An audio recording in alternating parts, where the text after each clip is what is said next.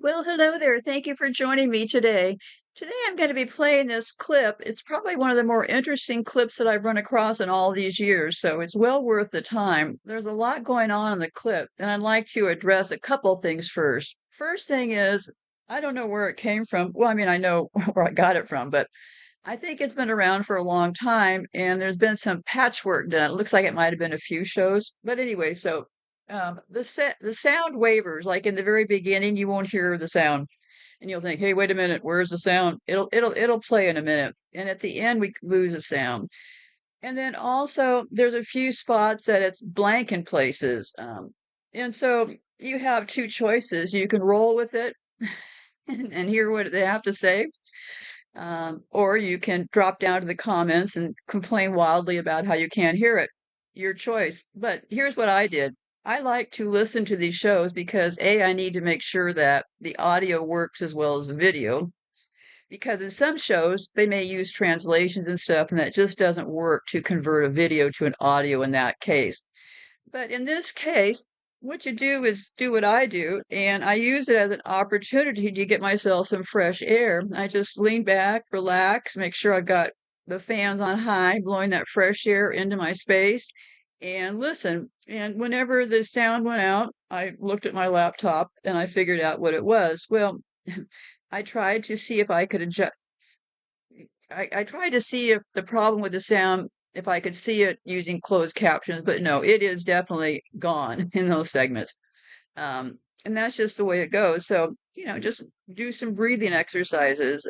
So yeah, so I'm not going to be able to go through and wipe out all of the missing sound pieces, but one of the big missing sounds was during, they were talking about those Georgia, um, oh, I don't know, those time tablets or something. I never believed those things were real to begin with. So that had the biggest, when they talk about Georgia, they go into a sound gap there. Um, and a couple of things. I'm not going to point out everything, but I'd like you to pay attention to, they mention a man named Kevin Annett and these missing children and the Queen.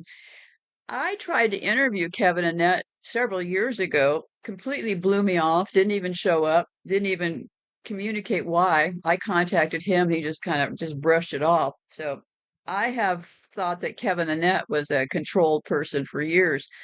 And yeah, of course he is. So they'll be talking about him. So before you get your hopes up and think, oh, a guy out here to save this stuff. No, Kevin is a liar. But anyway, so then when they talk about Diana, I'd read that part about her mother having an affair with a Jewish man years ago, but also pay attention to the part they talk about that Zevi guy that I've been talking a lot about. The Zevi deal over in Turkey, they did the 1666 deal where they decided that sins are the way to salvation, not the other way around. That was basically when they flipped the switch. Well, Diana is evidently through blood or whatever related to that person. So that's very, very interesting. Another huge point is they talk about the Bank of America in this huge building, biggest building in the country, and these satanic images. Well, keep in mind, Bank of America, I've talked about them extensively during the San Francisco earthquake, which was really a firebombing. They didn't really firebomb San Francisco with airplanes. What they likely did was just put the thermite out on the ground because San Francisco was definitely had patterns of thermite. It was not an earthquake. They used fire and dynamite.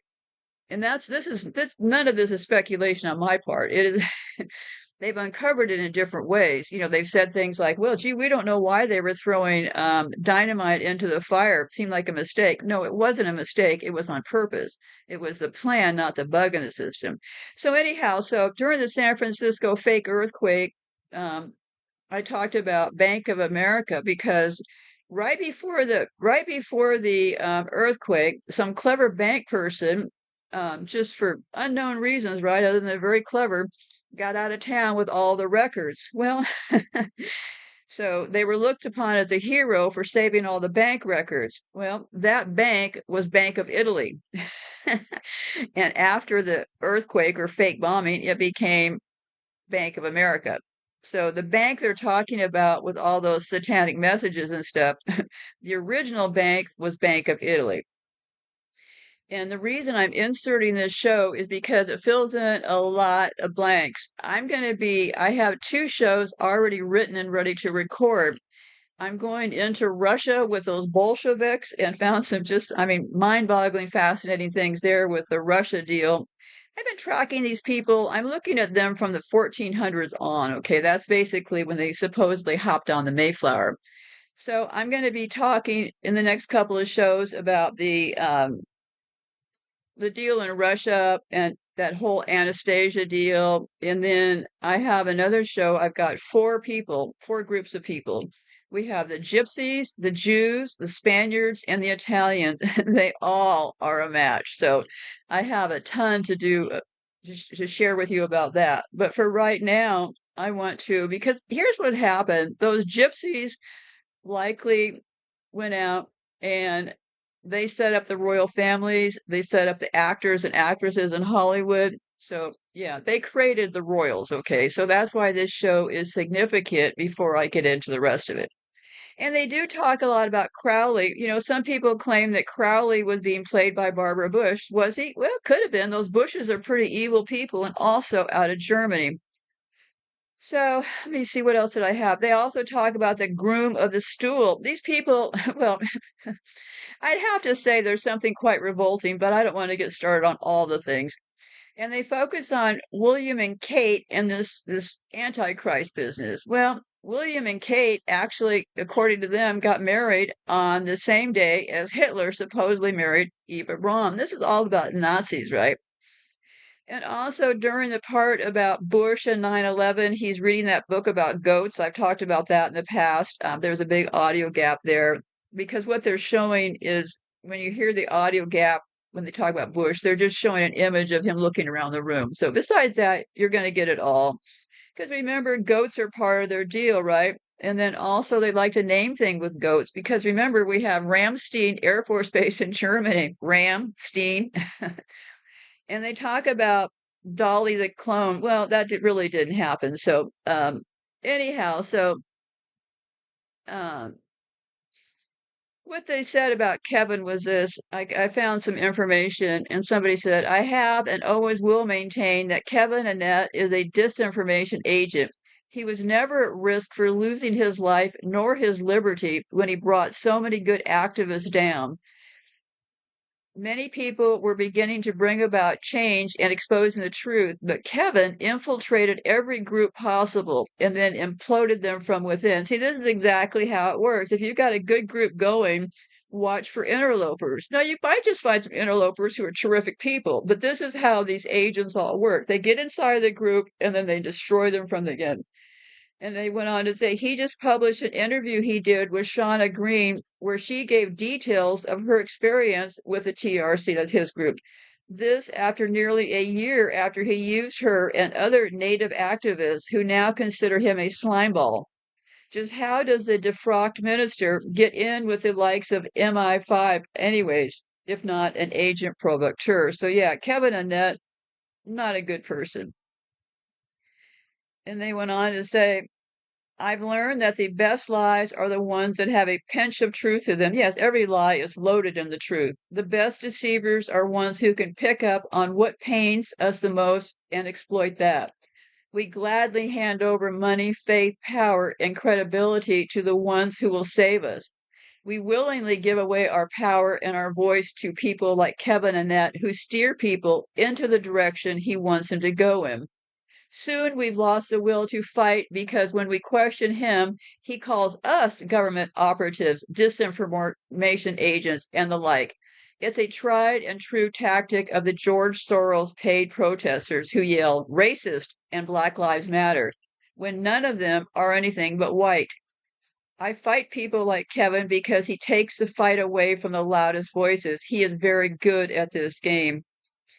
Another thing I'd like to point out, Sandringham, the royal estate, is in fact in Norfolk, England, and I have talked endlessly as far as Norfolk, England being the coven which connects to all these pilgrims, aka gypsy. And also we have a couple of Norfolk locations here in the United States. Norfolk, Virginia, We have Washington, D.C. at the top, which is the big phallic symbol, right? They have that huge phallic symbol in Washington, D.C. Well, what's down below Washington, D.C. are two places, Virginia and Maryland. Also, you could say they're the balls of the big penis, right? So, but who are those balls? Well, the balls are actually Virginia is where these a lot of these thugs that work for the U.S. government hang around. You know, NATO and all those people have a facility there. The world's largest U.S. naval port, Norfolk, Virginia. Then we have Norfolk, Nebraska, where I'm living, which is also a coven. So they'll be talking about, when you talk about Norfolk, the royals hang around Sandringham, Sandringham. So when you hear the word Sandringham, that is where the royals like to hang out because that was really where they kicked off this whole thing in the 1400s with all their dissatisfaction over religion, which is code for they wanted to flip religion into satanic. So enough said. The clip is going to play right now. It's well worth your time, or I would not be playing it. It's a few hours long, but it is very, very fascinating. So lean back, relax, get yourself some fresh air, and just rest. And when you hear no noise, just increase your breathing. Just keep breathing through your nose. It's always important to check in with your breathing. Our breath is our connection to life. Use time effectively. Everybody's in so much anxiety. So when you get a chance, just sit back, but do that through your nose. So, anyways, be safe out there, and I'll check with you later. Goodbye for now. And I'll have these other shows up in the next couple of days. So this clip will play right now. One other thing I'd like to add, this story that you'll be hearing, this documentary, it really tells a lot about their personalities and what indicates them being psychopaths. Psychopaths is the diagnosis that they've hid for all this time. And they hid it by putting researchers in place who really weren't researching it. And I've talked a lot about this in the past. It started with Crowley. Crowley was the most famous researcher who identified what psychopaths are. Well, it's a game of omission. Crowley was involved in Ted Bundy, all kinds of things, starving people, electroshock treatments. And we have the current one, Bob Hare. Bob Hare picked up on Crowley's work. These people don't really hear themselves talk because if I was following somebody else's work that involved, oh, I don't know, locking people up in insane asylums and stuff, I probably wouldn't brag about using their work. But Bob Hare, all these years, has identified his work as being a continuation of Crowley. Well, Hare got his job as a psychopath researcher because he was attending a NATO meeting. You have to ask yourself, what is a professor from Canada doing going to a NATO meeting and walking away and then becomes the world's leading psychopath researcher? Well, because he's a psychopath, right? I've said this for years. Bob Hare got into trouble years ago because he tried to sue researchers that started to impede on his work. So, yes, he has really protected that work. I have never hid the fact that I met Bob Hare in person, and he is, in fact, a psychopath. So if Bob thought that I was lying, he certainly has had lots of opportunities over the years to sue me, and he hasn't bothered to, right? They all have a tell. They all have a tell. But anyway, so when they get into the disgusting part about the WWF, which is the World Wildlife Fund, I've done shows about that. I'll link them down below. The WWF and the killing and the hunting of those animals and the story they tell about that baby elephant is pretty off the charts horrific as far as compassion. Psychopaths do not have a conscience like we do. They do not operate with the same sense of empathy that we do. And so when you're listening to this, be thinking about that. Does this sound like something one of us would do or a true psychopath would do? So there's a distinct reason why they hid the diagnosis because they have been creating their own children into being psychopaths.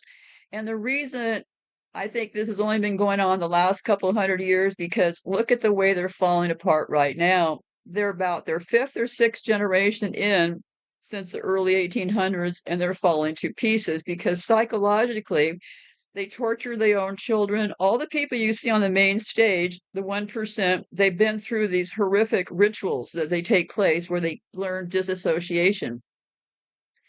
So we're not dealing with people really what I would consider that have a full deck of cards in their head, right? So when you're listening to this, be listening from that aspect that these people do such horrific things. And a lot of the reason that allows them to do that is their early training in childhood and the disassociation part about they go through to create them into psychopaths. So they actually want psychopaths running things. That's why psychopaths are running things. And I never knew this years ago. I just decided to start researching psychopaths in the 90s after I was living in Silicon Valley and had that incident with Intel. By the time I left Silicon Valley, I knew that everybody running Silicon Valley were clearly psychopaths. And then my work expanded out from there. And since then, it's like, holy God, they're everywhere, right? And, for years, people were like, how could you say that? Everything's fine. No, I just kept thinking that who are the people surrounding us? Who are the psychopaths sitting next to us? They can't all be locked up, right? So anyways, I'm going to cut this off right now. And so I think the clip is well worth it. And listen to it from their own personalities. I mean, really, who could do that? Who could just Well, I'm going to stop right now. So anyway, so this clip will play right now.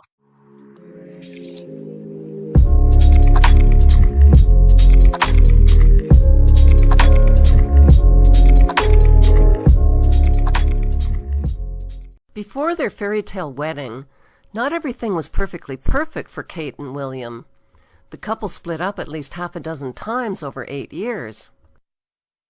Kate was even dubbed Waity Katie by the British tabloids as she waited patiently for her prince to pop the question. When William publicly dumped her in 2007, his aristocratic fraternity pals called her the practice chick. After years of splits, reconciliations, and will they won't they speculation, William finally slid a ring onto Kate's finger.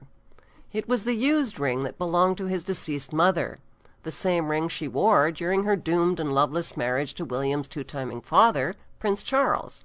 William, on the other hand, refused to wear a wedding band and stayed as ringless as a bachelor. A husband's refusal to wear a wedding band is a big no-no for most women. How committed and in love can he be, they ask, if he won't even show off the fact that he's married? Even if their 8-year on-again, off-again relationship wasn't perfectly perfect, at least their fairy tale wedding would be perfectly perfect. The couple set their wedding date for April 29, 2011. Coincidentally, it was the exact same day as Hitler's wedding day, and it marked the 66th anniversary of Hitler's marriage to Eva Braun. On TV screens around the globe, billions watched as the ringless William twisted, squeezed, and fumbled a gold wedding ring onto Kate's finger, but denied her the same honor. Every flag-waving commoner wanted a royal souvenir that they could take home and cherish forever and ever. Well, maybe not forever and ever. The royal condom souvenir probably won't last forever and ever. Yes, everything was perfectly perfect until the balcony kiss that royal wedding watchers waited for breathlessly. That magical moment was stolen by a 3-year-old flower girl, whose sour expression cast a giant shadow over the royal kiss.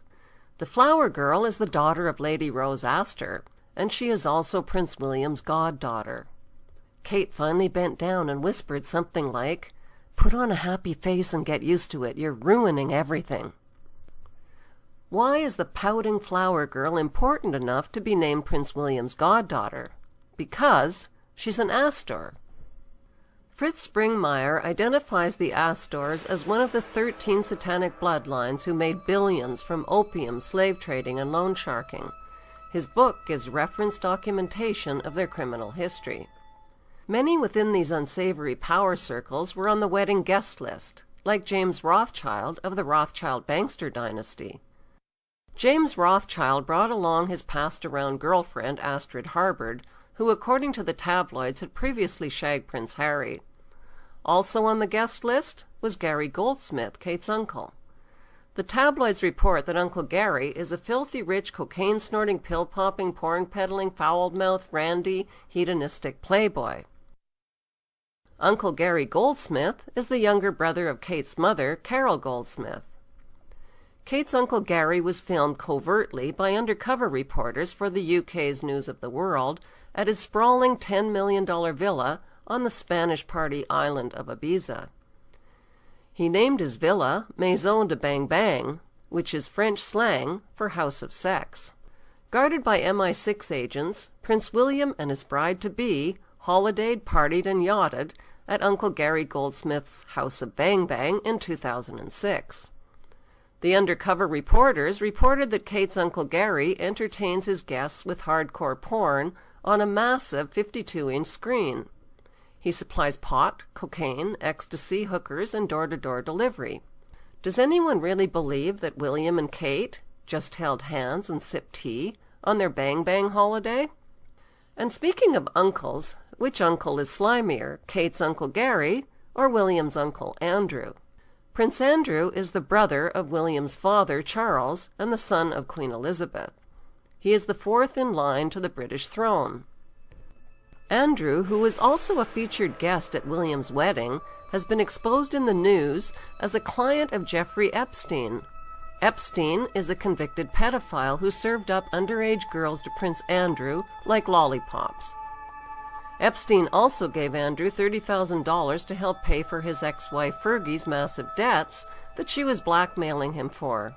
Andrew was finally forced to step down as Britain's trade ambassador because of number 1, his criminal behavior with underage girls, 2, a $6 million tax evasion charge, and 3, conflicts of interest from friendships with a convicted pedophile and with Libyan leader Gaddafi's son, whose country was being bombed by the British military. Despite their criminal activities, neither of William and Kate's sleazy uncles have ever been arrested or prosecuted for their crimes. They are above the law. Okay, so 2 rotten apples in the newlyweds' family doesn't make them all rotten. William's brother Harry isn't such a bad bloke, is he? It can't be easy being the carrot-top younger brother and second fiddle to the perfectly perfect William, who is destined to be king.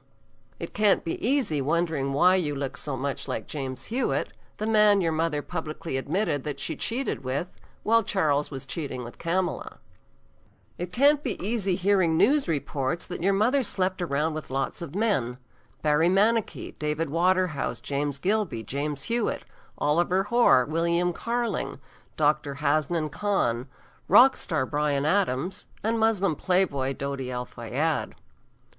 Worst of all was the rumor that your mother got knocked up by Dodi Al-Fayed and that your family murdered her because she was an embarrassment to the crown. Harry has a lot to be angry about. It's understandable that he acted out his anger and got caught by the paparazzi drinking, drugging, brawling, groping breasts, and making racist comments about dark-skinned people. What's not so understandable is why Harry wore a Nazi uniform and a swastika armband to an upscale dress party in 2006. The news was a reminder of the royal family's links to Hitler's Nazi party, which they've tried so hard to cover up. Prince Philip is William and Harry's grandfather and the Queen's husband. He married the Queen in 1947 and changed his German name from Philip Battenberg to Philip Mountbatten to cover up his German identity. Both of Philip's sisters married high-ranking German officers in the Nazi Party. His sister Sophie married Nazi SS Colonel Christoph von Hess, chief of Hermann Göring's Secret Intelligence Service. Prince Philip's German uncle, Lord Louis Mountbatten, was a central figure in secret communications between the British royal family and their pro-Hitler cousins in Germany. The authors of War of the Windsors state that Lord Louis Mountbatten had the nickname Dickie, and for good reason. Philip's uncle Dickie was the last viceroy in India, where he was a known pedophile who sexually exploited young working-class Indian peasant boys.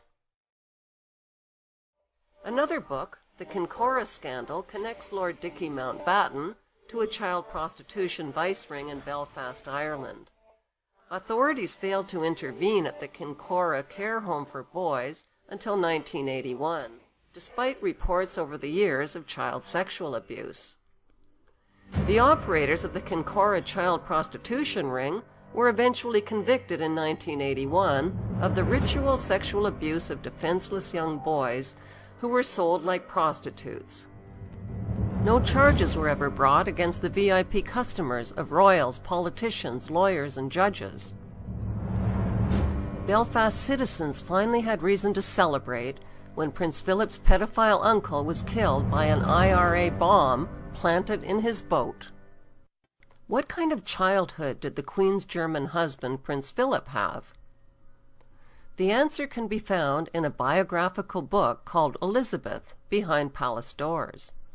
Philip's mother was Princess Alice Battenberg, granddaughter of Queen Victoria. She was diagnosed as a paranoid schizophrenic and committed to a mental institution in Switzerland. Philip's German father ran off with a wealthy mistress, which left the boy parentless. Philip's uncle, George Mountbatten, became his surrogate father and legal guardian. Unfortunately, Uncle George had the same perverse reputation as Uncle Dickie. George Mountbatten kept a scandalous collection of child pornography that he bound into volumes and emblazoned with the family crest. Most disturbing were pictures of family orgies and bestiality in which children and animals were sexual participants. The question is, was George's adopted son Philip a participant? George Mountbatten's porn collection now resides at the British Museum, where it is kept in a hidden repository of artifacts deemed pornographic and unfit for public viewing. It is a well-known fact that child victims of sexual predators commonly identify with their abusers and grow up to become sexual predators themselves. Like her husband, Prince Philip, Queen Elizabeth came from a royal family of name-changers, and for precisely the same reason, to cover up their German identity. Before 1917, the British royals bore the German name of Saxe-Coburg-Gotha, which was changed to the more British-sounding name of Windsor. The Queen and Philip are both the great-great-grandchildren of Queen Victoria, who married her German first cousin. That makes Elizabeth and Philip inbred kissing cousins. According to genetic researchers, marrying your relatives is not a very good idea, and here's why. When it comes to inbreeding horror stories, the Ozark Mountain families are no match for the royals. The Queen's first cousins, Nerissa and Catherine Bowes-Lyon, were severely mentally handicapped and incarcerated in a state-run asylum in 1941. Cousin Nerissa is now deceased, but the Queen's look-alike cousin Catherine is still alive. She's mentally retarded, neglected, and never visited. The Queen also has 3 second cousins who were sent to the same mental hospital on exactly the same day as Catherine and Nerissa. Burke's Peerage is a prestigious directory that records the who's who lineage of the British aristocracy. It falsely recorded that the Queen's first cousins Nerissa and Catherine died in 1940 and 1961. The Queen hasn't parted with a single penny to care for her look-alike living cousin Catherine. No birthday gift, no Christmas card, not a single visit from the Queen or royal family in 60 years. Nerissa and Catherine are not the only mentally defective relatives of the Queen. The Queen's great-uncle, Prince Albert Victor, was mildly retarded and partially deaf. He was also a suspect in the murderous rape of slum prostitutes using a carving knife. The Queen's grandfather, King George V, had an epileptic son. When the boy suffered an epileptic seizure at age 4, the king hid him in an isolated farmhouse. The boy never saw his royal parents again and reportedly died in his sleep. King George III was the Queen's 3rd great-grandfather. Because of his prolonged episodes of severe psychosis, he was put in a straitjacket behind bars at Windsor Castle, where he became progressively insane and blind. Queen Anne and George IV inherited the same genetic madness. The Queen's mother-in-law, Alice Battenberg, had visions that she was Christ's bride. She was diagnosed as a paranoid schizophrenic and committed to an asylum in 1930. Alice is Prince William's great-grandmother. Hollywood and the palace spin doctors invest millions in propaganda movies that rewrite history to make the world forget the crimes, cruelty, madness, and the heartless past of the British royals. The Oscar-winning movie The Queen was all about resuscitating the Queen's dying popularity after Diana's murder. Another propaganda Oscar winner, The King's Speech, focused on the Queen's father, King George VI, and his speech impediment. The movie failed to mention royal inbreeding as a cause of his disability.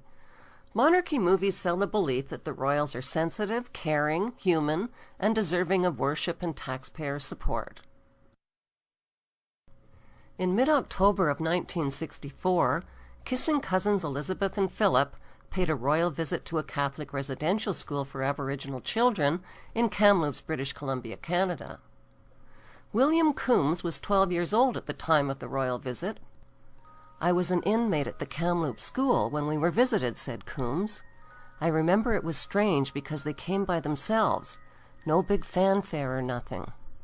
But I recognized them, and the school principal told us it was the Queen, and we all got given new clothes and good food for the first time in months the day before she arrived. The day the Queen got to the school, I was part of a group of kids that went on a picnic with her and her husband and some of the priests. We went down to a meadow near Dead Man's Creek. I remember it was weird because we all had to bend down and kiss her foot, and she was wearing a white lace boot. After a while, I saw the Queen and her husband leave the picnic with 10 children from the school, and those kids never returned. They took away those 10 kids and nobody ever saw them again. We never heard anything more about them, and we never met them again even when we were older.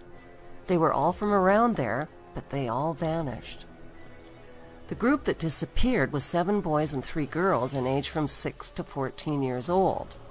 They were all from the smart group in the class. 2 of the boys were brothers, and they were Matey from Quesnel. Their last name was Arnoux, or Arnold. I don't remember the others, just an occasional first name like Cecilia, and there was an Edward. What happened was also witnessed by my friend, George Adolph, who was 11 years old at the time and a student there too. But he's dead now.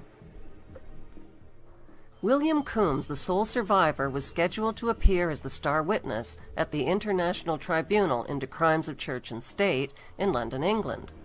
But William Coombs never made it to the tribunal. He died of unknown causes shortly before he was scheduled to testify.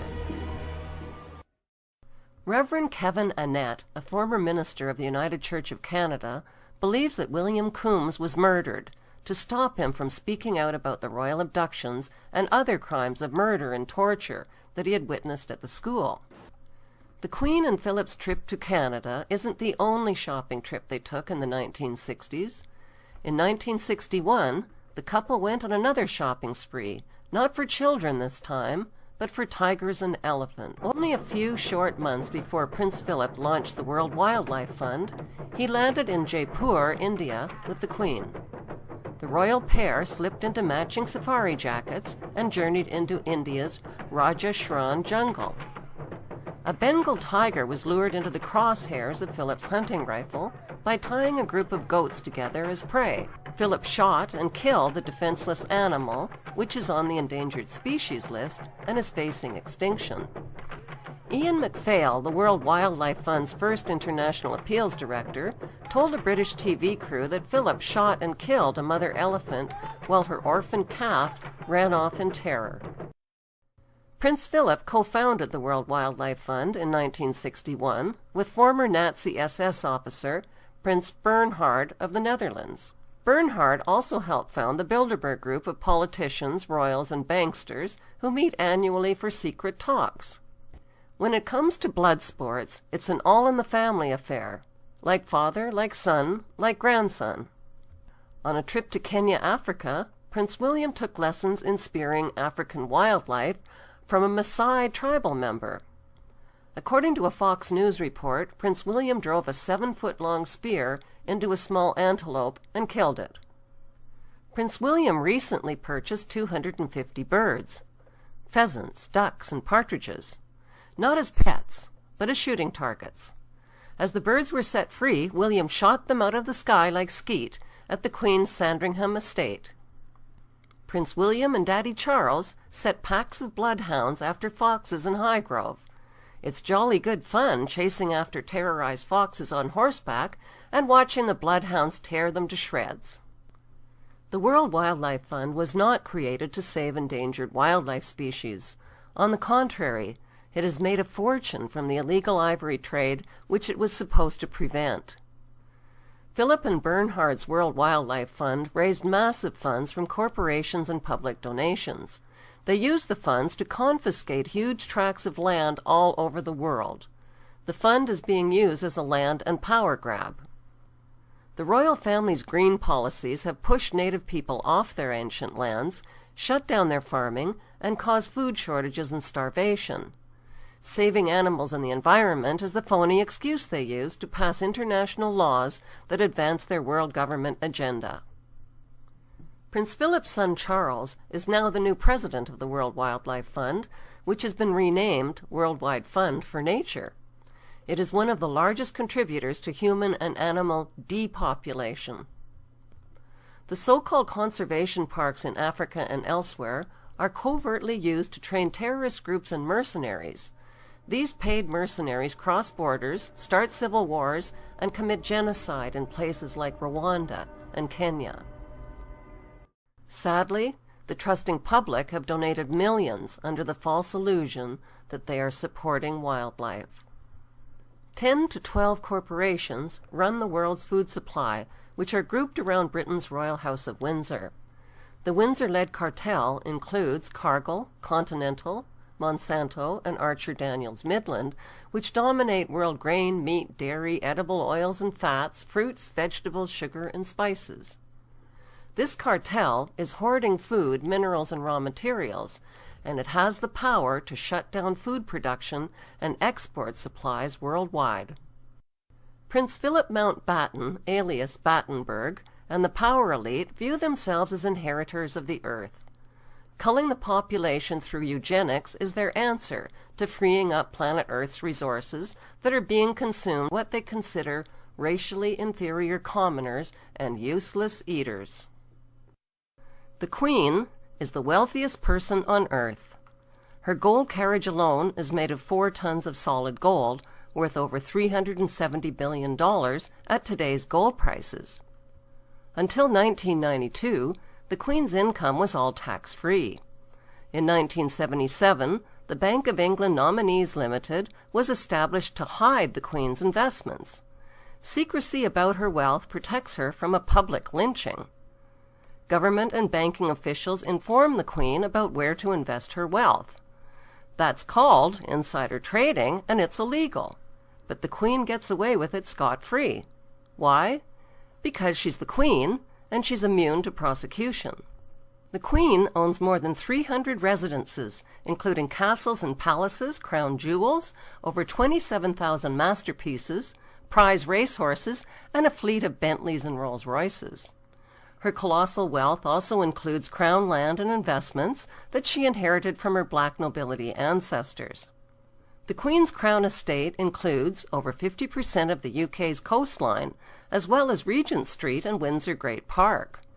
Her trillions in wealth are passed down to her descendants, untaxed. Would British tourism collapse if the monarchy was abolished? No, statistically, Buckingham Palace doesn't even make the top 20 list of tourist attractions. When the Queen's parasitical income from British taxpayers was reduced, she pretended to share the suffering of commoners from austerity programs. That drop in taxpayer income was a teeny-tiny drop in the royal bucket. $30 trillion? Of the billions of families on planet Earth, how did this one family manage to collect and hoard most of the world's wealth over the centuries? Besides insider trading and tax-free income, the answer is the slave trade and drug trade. Author Nick Hazelwood traces the slave trade to Queen Elizabeth I, who sent Captain John Hawkins to collect human slaves using any means necessary. Queen Elizabeth I started the British slave trade in 1564. As head of the Church of England, her slave trading of African blacks upset the moral foundations of the Church. Queen Elizabeth II is now head of the Church of England. 200 years after the slave trade was abolished, the church was pressured into confessing its horrific crimes and apologizing for profiting from the African slave trade. At first, the Queen and the church only admitted to owning slaves and plantations, but the public soon discovered that the church had given their blessing to something far worse. The church had approved the beating, mutilation, rape, kidnapping, and murder of tens of millions of Africans by declaring that Africans had no soul. This gave the church a divine license to profit from their diabolical crimes. Queen Elizabeth I was Britain's first slave trader and the head of the Church of England. Today, the public is demanding that Queen Elizabeth II remove Queen Elizabeth I from the crypt in Westminster Abbey. Even more lucrative than Queen Elizabeth's slave trade was Queen Victoria's drug trade. Opium was grown and manufactured in the British-owned opium factories of British India. China banned the importation of opium, but once the British monarch secured a drug trade monopoly, over 17,000 illegal chests of opium worth millions were forced onto the Chinese population. The British waged 3 drug wars on China to force them to pay for the illegally imported opium. China's emperor didn't stand a chance against the British East India Company gunboats and Royal Navy. The British destroyed, plundered, looted, and raped their way along the coast of China until there was nothing left to loot or plunder. On August 29, 1842, the Treaty of Nanking forced the Chinese government to pay £15 million to the British merchants to open up its ports to opium trade and to cede Hong Kong to the British. This was the ugly origin of Hong Kong's 155 years as a stolen British Crown colony. The Queen embodies the Crown and supreme world power. Presidents of the United States are forbidden any title of nobility and are subservient to the monarch. Prime ministers in Commonwealth nations like Canada and Australia are her prime ministers, and she is their head of state. Just like the Masonic symbols that are hidden in the American dollar bill, the 1% that rule the 1% that rule the 99% are also hiding in plain sight. They are hiding by reigning instead of ruling. The British monarch reigns. She delegates her powers to presidents and prime ministers. This protects her from becoming a target of political hostilities. Meanwhile, the general public is kept in the dark about her true powers. So what exactly are the supreme powers that the monarch possesses? She has the power to grant titles like Sir. The Queen has the power to call elections and dissolve Parliament. She can dismiss prime ministers and the government. She can declare a state of emergency and command the armed forces. She can even declare war through her prime minister without even the consent of Parliament. There's a reason why the Queen's image appears on more coins, stamps, and paper currency than any other head of state in world history. If Princess Diana had survived the car crash, she might have been present at her son's wedding, but she wouldn't be 37 anymore. The public was outraged when Newsweek magazine published a computer-generated photo of Diana as she would have looked today in her 50s. Who is Princess Diana, and how did she get mixed up with the world's most heartless, power-crazed inbreds? Officially, Diana's father was the 8th Earl John Spencer. He was a descendant of the 5th Earl John Spencer, who was a groom of the stool. What, pray tell, is a groom of the stool? A groom of the stool is responsible for stools, the kind you sit on and the kind you expel. In other words, a groom of the stool wipes royal bottoms. The 5th Earl John Spencer wiped the ass of His Highness the Prince of Wales from 1862 to 1866. Would Charles, who is today's Prince of Wales, marry and mix his family's precious royal blood with Diana if she was from a bloodline of lowly asswipers? Of course not. According to the New York Times best-selling author Tina Brown, Sir James Goldsmith is Diana's real father. He had a long-term affair with Diana's mother during her marriage to Earl John Spencer. Multiple news sources maintain that James Goldsmith and Diana's mother Frances were lovers when Diana was conceived. Diana's mother was deeply unhappy in her marriage to Earl John Spencer, who drank heavily and acted beastly towards her. She finally divorced him and remarried in 1969. What kind of a man was James Goldsmith, the alleged real father of Princess Diana? Goldsmith was a Jewish bankster and one of the 20 wealthiest men in the world. Despite his criminal money laundering and bankruptcy schemes, he was never charged with anything. Why? Because Goldsmith was a ruthlessly vulgar man who was above the law. James Goldsmith's ancestors were neighbors of the Rothschild banksters in Frankfurt, Germany. The Goldsmith and Rothschild families intermarried. Princess Diana shared a striking family resemblance to James Goldsmith's 3 children, Zach, Ben, and Jemima. They are allegedly Diana's half-brothers and sister. Diana most closely resembles Zach Goldsmith. How close are the Goldsmiths to the Rothschilds nowadays? In 2003, Diana's alleged half-brother Ben Goldsmith married Kate Rothschild. Diana's other alleged half-brother, Zach Goldsmith, is a wealthy British MP who inherited $600 million from Daddy Goldsmith. He has been living with his mistress, Alice Rothschild. This Rothschild-Goldsmith couple is also expected to marry. Jemima Goldsmith was Princess Diana's very best friend and confidant. A women's weekly magazine called New Idea Australia created a furor in Britain when it published a story about Jemima and Diana being sisters. The magazine was quoted as saying that the sister secret has been known within British aristocratic circles for 40 years. News reports that both Diana and Jemima were fathered by billionaire tycoon Sir James Goldsmith were widely circulated all over Australia and Britain. It is a well-known fact that during Diana's unhappy marriage to Charles, she sought comfort not from the Spencers, but from her surrogate family, the Goldsmiths. Goldsmith, Goldsmith. Where have we heard the name Goldsmith before? Oh yes, Carol Goldsmith, the mother of Kate. The name Goldsmith is quintessentially a Jewish name, which suggests that Kate has Jewish ancestors. Since Jewish identity is passed down through the mother's line, there is speculation that Kate is somewhat Jewish. Kate's uncle Gary is also a Goldsmith.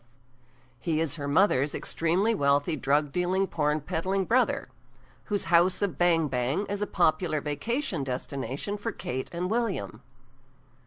The media painted Kate as an ordinary commoner like Cinderella.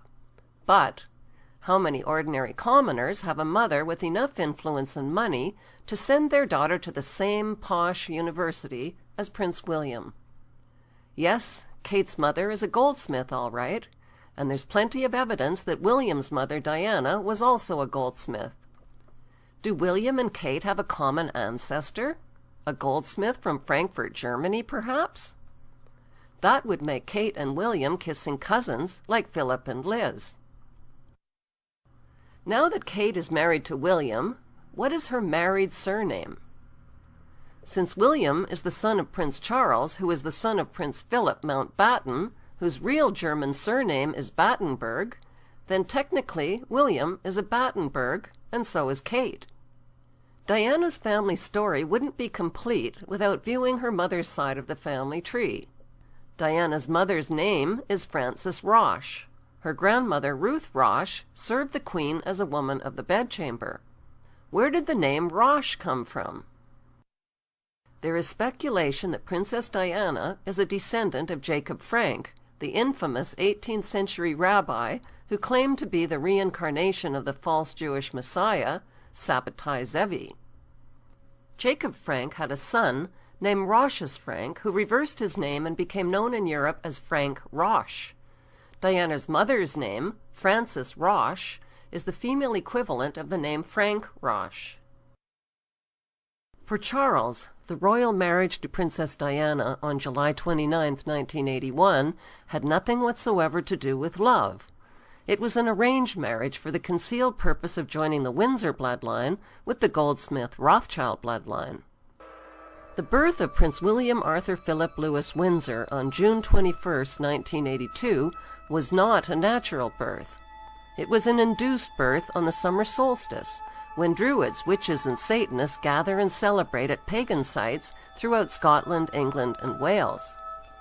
The intense celebrations carried on far into the night, with sexual orgies, sacrifices, black masses, and satanic worship on the longest day of the year. The ancient Druids had already prophesied that sometime in the future, on June 21st, their Sun King would be born of a princess. Coinciding with William's birth was the release of the 1982 Hollywood film Omen 3, The Final Conflict, with its countless connections to England and the Antichrist. That same year, the controversial New York Times bestseller Holy Blood, Holy Grail hit the bookstands and shocked the world. The book was published by Dell Publishing, located at 666 Fifth Avenue, New York. The authors released documented evidence that Jesus did not die on the cross, and that he lived to marry and father a child. The authors also claimed that Israel's royal bloodline of King David was passed down through Jesus' daughter, who married into French Merovingian royalty. Kitty Kelly's book, The Royals, reveals that the late Princess Diana was a descendant of the Merovingian kings. The book suggests that Diana is a carrier of the holy bloodline of Christ. To the occult mind, Diana represents the Holy Grail. She is the receptor of Christ's blood, which is said to have survived the ages. The Knights Templar and secret brotherhoods are reportedly the unseen hands that have protected the holy bloodline through the rise and fall of empires, until it reaches its final recipient, who will rule in the name of Christ. Sir Lawrence Gardner is the best-selling author of Bloodline of the Holy Grail. Gardner claims the resurrection of Jesus was a hoax perpetrated by the Church. The Church falsified the Gospel record so they could justify their existence as holy mediators between the people and the resurrected Christ. Dan Brown's explosive bestseller, The Da Vinci Code, sold over 80 million copies and was translated into 44 languages. The book reaffirmed that Jesus fathered a child with Mary Magdalene and that his bloodline was passed down to European royalty. But the book didn't say which European royalty. They let the audience take a wild guess. What messages did the Da Vinci Code and movie sell to audiences around the world? Message number 1. The Holy Grail is not a physical cup. The Holy Grail is a woman, namely Mary Magdalene. The Holy Grail cup symbolizes her womb and the surviving bloodline of Christ. Message number 2. Mary Magdalene was not a prostitute. That story was invented by the Church to hide the intimate relationship between Christ and Mary Magdalene. Message number 3. The Grail relics hidden by the Knights Templar included documents and the actual bones of Mary Magdalene as proof. Message number 4. At the time of the crucifixion, Mary Magdalene was pregnant. After the crucifixion, she fled to Gaul, which is now France, where she gave birth to a daughter named Sarah. Message number 5. Sarah eventually married into Merovingian royalty. The Merovingians are carriers of the holy bloodline of Jesus and Mary Magdalene. Message number 6. To this day, the Knights Templars are devoted to returning a descendant of Christ's lineage to the throne of Jerusalem. They have passed on the secret through an underground network of secret societies that include the Priory of Zion. Leonardo da Vinci was a member of the Priory of Zion. Message number 7. Da Vinci knew the Grail secret, and he coded it into his masterpiece painting, The Last Supper. The figure seated next to Jesus is not a man, but a woman. She is Jesus' wife, Mary Magdalene. Another world-famous artist also hid the Grail secret in his work. Frederick Bartholdi was a 33rd-degree Freemason. He was commissioned by the Freemasons of France to create a monolithic statue as a gift to the Freemasons of America. Like Da Vinci, Bartholdi's masterpiece hid the secret in plain sight. He created a statue of Mary Magdalene in an advanced state of pregnancy. The statue has nothing whatsoever to do with liberty. Why are the Illuminati-owned publishers and movie studios releasing propaganda books and movies about the Holy Bloodline of Christ? The media has sold the idea that Princess Diana was a carrier of the Holy Bloodline of Christ, which implies that William, her firstborn son and heir to the throne, has divine blood.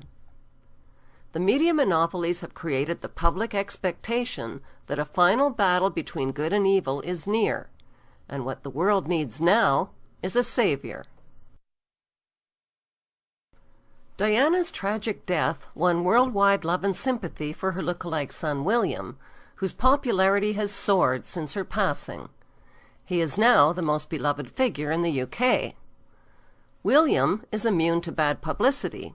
The Rothschild-controlled Associated Press have protected him from all criticism, scandal, and tabloid attacks on his character. He's being packaged as the responsible, handsome, and saintly heir to the throne. To prepare for his role as king, William has trained in all branches of the British military. His role as an RAF search and rescue pilot sets the stage for newsworthy acts of heroism and saintliness. What would life be like living under one world government ruled by a world king? Who are the candidates that the entire world would be willing to unite under and accept as their world king and savior? Bible prophecy reveals that the coming world king is the Prince of Darkness or Antichrist. He will ascend to power on a platform of peace and will claim to be humanity's savior, but he will be a counterfeit savior. He will bring about peace by disarming the world of its weapons of war. In so doing, he will hold the power over one world government and one world army. Biblical prophecy scholar and author Dr. Joy Pugh believes she has uncovered the true identity of the Antichrist through her exhaustive research. Dr. Joy is the author of Eden, the Knowledge of Good and Evil, and Antichrist, the cloned image of Jesus Christ. What really happened in the Garden of Eden is very different from the apple and snake story that many have been told in Sunday school, says Dr. Joy. She believes that Eve bore a son, Cain, with the serpent, which produced a lineage of satanic hybrids. Dr. Joy is convinced that the Shroud of Turin is a legitimate artifact.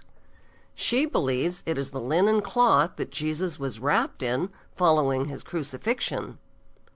Is the shroud an authentic imprinted image of Jesus Christ? Scientists and researchers are still debating the issue, and the Catholic Church hasn't made up its mind.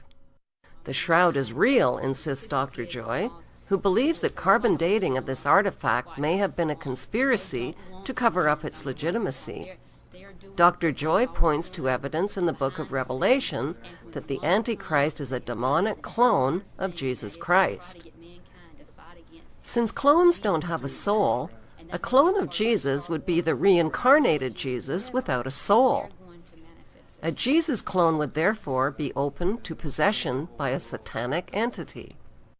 Dr. Joy believes that Prince William was cloned using Christ's DNA taken from bloodstains on the Shroud of Turin, and that William shares the same DNA as Christ.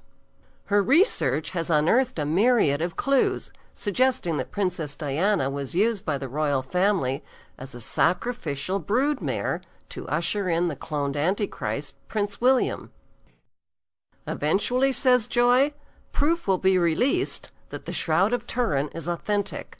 She predicts that when Prince William's DNA is proven to match Christ's DNA, the public will mistakenly embrace and worship this counterfeit Messiah. If Prince William is a clone of Jesus, as Dr. Joy suggests, he would be an identical physical copy of Jesus. Jesus is illustrated in religious art as a dark-haired, dark-eyed Hebrew. William, on the other hand, has fair hair, blue eyes, and German features.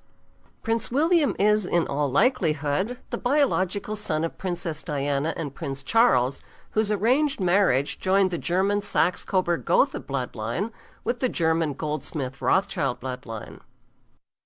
The propaganda that William is a descendant of Jesus Christ through his mother's Merovingian bloodline is just that.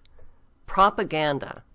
It's a hoax that's been foisted on the public by the media through movies and books like The Da Vinci Code and Holy Blood, Holy Grail. The public has been primed for the arrival of a Messiah Savior based on the manufactured belief that the holy lineage of Jesus has survived the ages through the Merovingian kings. To sell the hoax that William is a descendant of Jesus and Mary Magdalene, the media would need to deliver reliable and convincing proof. The public would need to witness William's Christ-like ability to perform miracles, like healing the sick or raising the dead. His job as an RAF search and rescue pilot is a perfect vehicle for staging a miracle rescue. The public would also need DNA evidence that William's DNA is linked to the DNA of Jesus and Mary Magdalene. The holy DNA could be retrieved from a number of sources. The Shroud of Turin is one DNA source. The presumed remains of Mary Magdalene are another DNA source. Mary Magdalene's arm is preserved at Vézelay, France, and her skull is encased in a marble sarcophagi at Saint Maximum la Sainte Baume, France. Another DNA source is a tooth of Mary Magdalene's, which is encased in a reliquary at the Metropolitan Museum of Art in New York. Once a genetic match is made and authenticated for the public record, William would be embraced by the Christian world. Many will view him as the returned Savior and Messiah. As a descendant of Jesus Christ and a proponent of world religion, William would also be accepted by Buddhists, Hindus, and the Eastern world, where Jesus Christ reportedly lived, studied, and preached Eastern philosophy. William's alleged pedigree as a descendant of the Davidic tribe of Judah would win his acceptance among Jews worldwide. He would also be accepted by worldwide Freemasonry and secret societies, which he is a member of. When William's mother reportedly died in a Paris car crash in the arms of a Muslim man, the hearts of the entire world went out to him, including the Muslim world, where he is adored. William, the handsome, charismatic, and charitable heir to the British throne, is already loved, trusted, worshipped, and adored by the masses. Considering all of the possible candidates that the entire world might be willing to unite under as their world king, Prince William is the most eligible candidate. In his book, Antichrist in a Cup of Tea, author Tim Cohen details the British monarchy's centuries-long conspiracy to create a new world order through the world's most powerful organization, the Order of the Garter. The Order of the Garter is the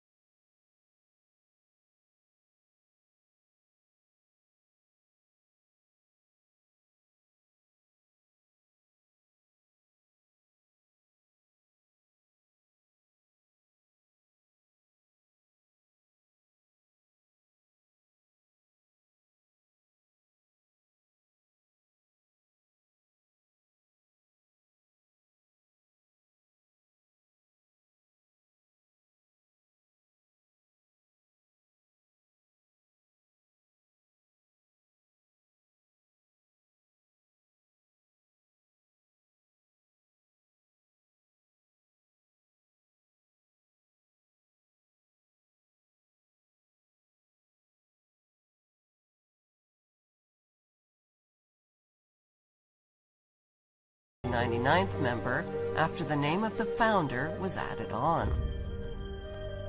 The Knights of the Order of the Garter would serve as the Knights of King Arthur's Circle of the Round Table once Prince William Arthur is crowned Divine King and World Ruler.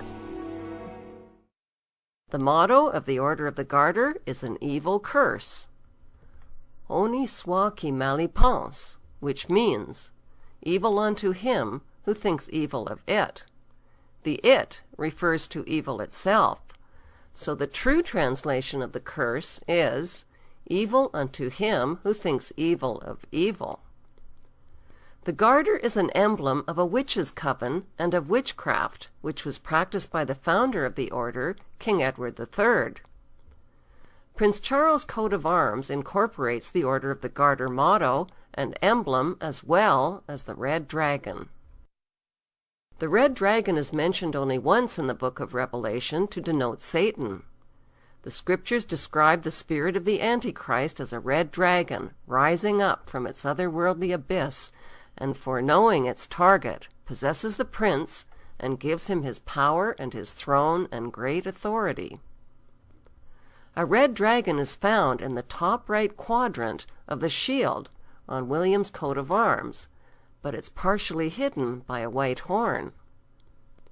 In the book of Revelation, the beast is described as being like a leopard, with the feet of a bear and the mouth of a lion. On the left side of William's coat of arms, the beast that is holding up the shield fits the biblical description perfectly.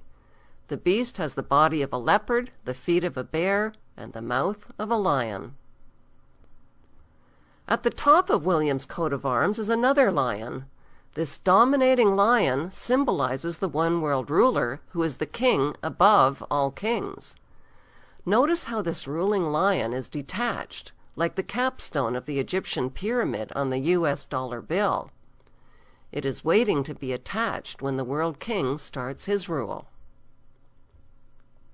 The unicorn on the right side of William's coat of arms symbolizes purity of heart and imagination. The unicorn is chained, which symbolizes the bondage of the heart and mind. Note how the chain leads from the unicorn's crown to the earth and binds it. The unicorn is the counterfeit Christ, says Tim Cohen in his book, The Antichrist in a Cup of Tea. The book of Revelation predicts that the beast will force everyone to receive a mark on their right hand or forehead. Today, the mark of the beast is an implantable satellite-linked microchip called the X mark, which stores your financial, medical, and personal history and can track you anywhere on the planet.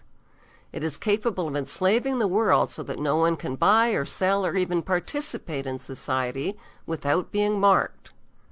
Prince William had an electronic chip implanted in his right hand in 1995. Let's take another look at the AP photos released by Buckingham Palace of William holding a lamb like Jesus. Notice how William is symbolically holding up the cloven hoof of the lamb. Satan is commonly illustrated with cloven hooves. Prince William is being promoted as the Lamb of God, like Jesus, in the Associated Press photo. Art and literature describe the Antichrist as handsome and charming and a master of lies and deception. Why is Prince William holding up a cloven hoof in the photograph? Those with knowledge of the occult understand the message in this photo, which identifies William as the Antichrist. On June 9, 2011, Prince William and Kate attended an elite royal gala event at Kensington Palace. The overhead hologram appears to be a demon eating the head off of a lamb. On July 3, 2011, Prince William and his new bride visited Canada, where protesters booed and held up signs calling them royal parasites and demanding an end to the monarchy. In Quebec City, a ceremonial parade was held for the royal couple, and a goat, with gold horns and a blue jacket, was marched in front of Prince William. The billy goat is descended from Queen Elizabeth's private stock of royal goats. Billy is a nickname for William. The goat head is a symbol for the goat of Mendes, which represents Satan and the Antichrist. The Baphomet is another name for the goat of Mendes. It is the deity that is worshipped by the Knights Templar. Today, the Baphomet pentagram is the official symbol of the Church of Satan. In black magic, the Baphomet is the source and creator of all evil. It is portrayed as half human, half goat. This symbol can be traced from ancient Sumer in Egypt right through to its global use today in modern witchcraft. The ancient Sumerians made clay tablets describing the extraterrestrial god Enki, who genetically engineered the human race with his demon seed. The symbols for Enki and Satan are the same, the goat and the snake. The goat symbol played an important role on September 11, 2001.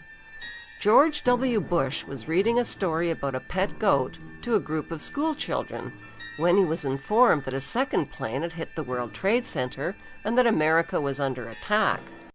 The book held by the president is upside down. Why? Because Satanism inverts images. Bush remained seated for 7 minutes and kept reading about the goat while Americans were burning alive and leaping to their death from the burning towers.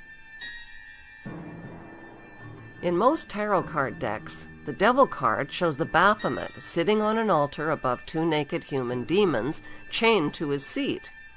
He is holding a flaming torch in his left hand that is inverted towards the earth. On his forehead is an upside-down pentagram. When points on a pentagram point upwards, they symbolize the devil attacking the heavens with its horns. The horned hand signal is a satanic salute that communicates an allegiance to Satan. The extended index and small fingers symbolize the horns of Satan. The Antichrist or beast is clearly identified in biblical prophecy as the number 666. When Prince William is crowned king, his formal title will be King William V. Hidden within his name are the words I am. Also hidden within his name is the number 666 in Roman numerals. The Roman numeral I appears 3 times in his name. The Roman numeral V also appears 3 times in his name. The letter W is really 2 V's placed side by side. The number 666 in Roman numerals is VI, VI, VI. It is hidden in the name King William V, and so are the words I am. The hidden message built into his name is I am 666. I am the Antichrist. What hymn did the ruling family sing on William's wedding day in Westminster Abbey? The flag-waving public were too hypnotized by the fairy tale media hype to even question why a hymn called Jerusalem was featured at William's wedding. Why are the ruling family singing about the fight to build Jerusalem at William's wedding of the century? The answer lies in the UK's Union Jack flag. No one has bothered to question why the Union Jack flag is called the Union Jack. Who is Jack? The answer is Jack-Ub. Jack-Ub, or Jacob, is the patriarch of the Jews. According to biblical scripture, Jacob laid his head on a stone and dreamt about a ladder reaching to heaven. It's called the Stone of Jacob. The Stone of Jacob will also be placed beneath William's throne chair when he is crowned king. Most of us were taught revisionist history in school. To make sense out of what's going on in the world today, we need to learn a few simple facts about Israel's history without the revisions. According to the Bible story, Jacob fathered 12 Hebrew sons who invaded the land of Canaan. Canaan was the homeland of the Philistine people. After defeating the Philistines, the 12 Hebrew tribes carved up the land of Canaan into 12 tribal districts. They renamed the land of Canaan Israel, Israel, after their gods, Isis, Amun-Ra, and Elohim. By 69 AD, Roman soldiers burned the city of Jerusalem to the ground and destroyed the Hebrew Temple of Solomon. All that remained of the Jewish temple was a wall, which still stands today in the city of Jerusalem. After the 12 Hebrew tribes fled from the land of Canaan, which they had renamed Israel, the Romans gave the land back to the Philistines and called it Palestine. Palestine was the Romanized word for Philistine. Today, the descendants of the Philistines are the Palestinians of Palestine. Where did the 12 tribes of Israel go after they fled from the land they had renamed Israel? The serpent tribe of Dan became seafaring pirates. They emblazoned the symbols of the snake and dragon on their red and white flag, together with the crest of an eagle. According to Bible prophecy, the Antichrist will descend from the tribe of Dan. The carvings of snakes and dragons on their ships, the red and white stripes on their sails, and archaeological relics reveal that the tribe of Dan became the dreaded Vikings. These ferocious seafaring pirates raped, burned, and looted their way up the coast of Europe into the British Isles, incorporating the name of their tribal leader Dan into towns and rivers along their migration route, like the mighty river Danube and the Jordan River. Since vowels were interchangeable in the original Hebrew language, Dan could be pronounced Din, Don, or Den.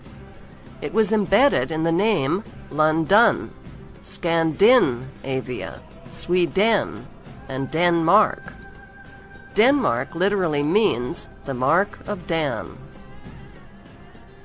By 1016 AD, the Viking king Canute seized the throne of England, Denmark, and Sweden. Today's British royalty are descended from the serpent tribe of Dan and from the Viking kings whose symbol is the dragon. Prince Charles' coat of arms displays a red dragon and the German words Ich dien, which means I serve. I serve the red dragon. I serve Satan. Prince William's coat of arms also features a red dragon, which is partially hidden by a 3-point white label. Notice the checkered floor beneath William's wedding guests, which is a known symbol of Freemasonry. Rowan Williams, the Archbishop who married William and Kate, is a confirmed Druid member. Druid ceremonies include pagan sun worship in stone circles. Notice the sun symbolism on the back of the Archbishop's robe. Prince William and the British royal family claim descent from King David and the Jewish tribe of Judah, but the evidence shows they are descended from the tribe of Dan and the Viking kings, whose symbols are the snake and dragon. It took nearly 1,000 years for the tribes of Israel to reunite after fleeing from Jerusalem in 70 AD. They reunited in the British Isles under the flag of their Jewish patriarch, Jacob, or Jacob. It took another 1,000 years for the Jewish tribes to reclaim the land that the Romans had given back to the Philistines. How did they do it? In 1917, the British Earl of Balfour signed the Balfour Declaration, promising to give the nation of Palestine to Lord Rothschild and the Jewish Zionists. This criminal declaration was made even before the British had conquered the nation of Palestine at the end of World War I. During World War II, American corporations supplied gas, money, vehicles, and weaponry to Hitler and the Nazis. By the end of World War II, the British conquered and turned the Muslim nation of Palestine over to the Rothschild Zionists as promised. The Zionists populated the land with boatloads of Jewish refugees from Nazi concentration camps. By 1948, the name of the Muslim nation of Palestine was officially changed to the Jewish state of Israel. According to Jewish historian and best-selling author Simon Schama, the Rothschild Zionists financed illegal settlements on Palestinian land. They now own 80% of the Palestinian land that they renamed Israel. What is a Zionist? Zionists are a minority of Christian and Jewish extremists who believe that the Jews have a God-given right to the land of Israel. Why? Because according to the Judeo-Christian Bible, God said so. But wouldn't that make God a racist God who favors Jews over all others? How big is the Promised Land? God's promised land to the Jews extends far beyond the borders of present-day Israel. It includes Lebanon, Syria, Jordan, half of Iraq, half of Egypt, parts of Turkey and Saudi Arabia, the modern state of Israel, as well as the West Bank and Gaza. The 9/11 attack on the World Trade Center in New York City served as the perfect excuse to justify bombing, occupying, disarming, and bankrupting Israel's Muslim neighbors. It also scared hundreds of billions of tax dollars out of traumatized American citizens. 9/11 was a Zionist false flag operation. Within 24 hours of the attack, America launched a Blame the Muslims campaign that ignited the Zionist war of terror on the Muslim nations surrounding Israel. Ultimately, the grand scheme of the Zionist plot is to reclaim Jerusalem and rebuild Solomon's Temple, which was destroyed by the Romans almost 2,000 years ago. Today, Israel's Jews pray at the Wailing Wall in Jerusalem, which is all that remains of Solomon's Temple. The design and cornerstones for the new Solomon's Temple have already been completed. Jewish leaders have already established a training center in Jerusalem, where temple priests are now learning how to offer the required animal blood sacrifices and to conduct the daily temple services. So what's stopping the Zionist Jews from rebuilding Solomon's Temple? What's stopping them is a Muslim shrine called Dome of the Rock, which was built in 691 AD right over the top of the ruins of Solomon's Temple. It is one of the world's holiest Muslim sites. This sacred real estate is, without a doubt, the most dangerous real estate on planet Earth. The Muslim Dome of the Rock is the elephant in the room. The Zionist plan to rebuild Solomon's Temple on sacred ground must, by necessity, be a plan that reduces the Muslim Dome of the Rock to rubble. Building Solomon's Temple means the Muslim shrine must fall, either by a natural disaster like an earthquake, or a man-made disaster like an exploding bomb. A man-made disaster would surely be the spark that ignites World War III. Once World War III has come and gone, and the Muslim shrine has been destroyed, the new Jewish Temple of King Solomon will be built over its ruins in Jerusalem. And a king will sit on the throne chair.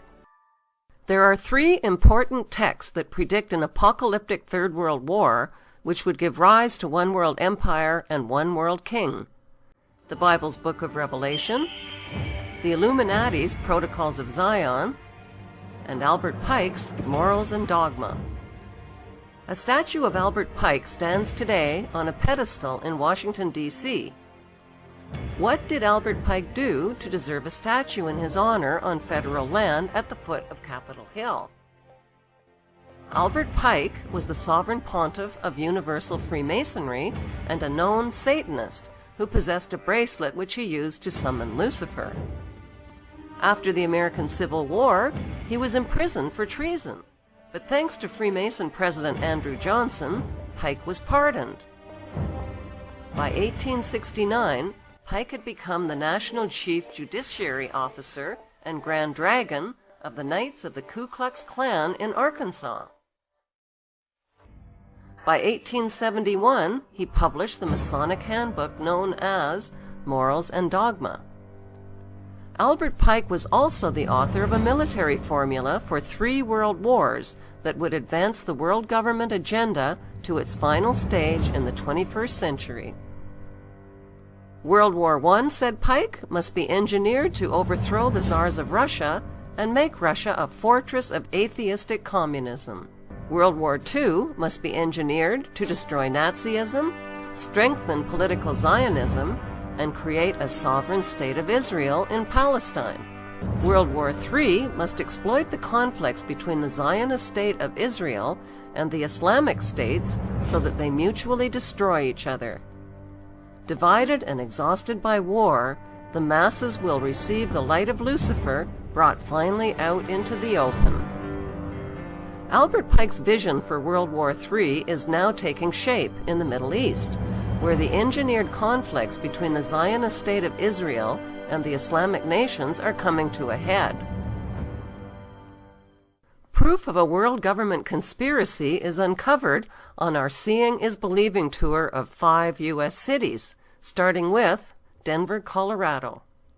Denver, Colorado is home to America's largest airport called the Denver New World Airport. The airport was built by Freemasons in 1995 and features a Freemasonic dedication capstone in the atrium. A time capsule is buried underneath the stone to be opened in the year 2094. The New World Denver Airport has a swastika-shaped runway. There is reportedly a deep underground military base beneath the airport, with miles and miles of secret subterranean tunnels connected to a large network of underground cities. As passengers drive up to the main airport terminal, they are greeted by a sinister-looking 32-foot-high fiberglass blue stallion, with veins popping out of its body and demonic eyes that glow bright red. Not exactly a calming influence for travelers who are already spooked about getting on a plane. The sculpture is believed to symbolize the pale horse of the apocalypse mentioned in the Bible, whose name is Death. The sculptor, Luis Jimenez, was killed by the horse when a chunk of the sculpture broke loose and came crashing down on him. Locals call the horse Blucifer. Inside the airport, travelers hurry past grotesque gargoyles in suitcases that leer down at them, and morbid apocalyptic murals that line the airport walls at the main gate. 4 panels of giant-sized wall murals in the baggage claim area tell a terrifying and prophetic story in pictures of how humanity's future is going to unfold. The first mural reveals a horrific Darth Vader-like figure wearing a Nazi general uniform and a gas mask. The gas mask indicates that the next war will use depopulating biological or chemical agents.